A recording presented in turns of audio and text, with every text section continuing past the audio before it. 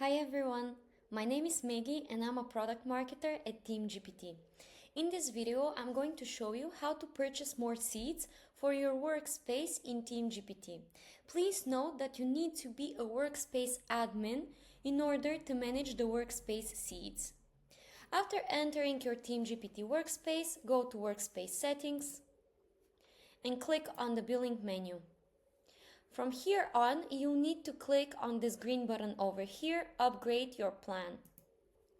After this form pops up, you have the option to either request an upgrade to your seats or switch to a downgrade request. Enter the number of the seats you would like to add to your workspace. In our case, we have 20 seats and I would like to upgrade to 25.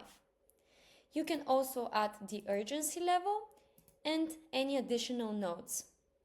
After you have submitted your request, your account manager will review it and get back to you shortly.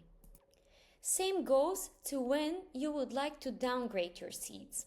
Just switch to a downgrade request, enter the number of seats you would like to remove from your workspace, and submit your request. We are currently working on setting up an easier seat management process for you. And this is how to manage your seats in Team-GPT. Thank you for watching.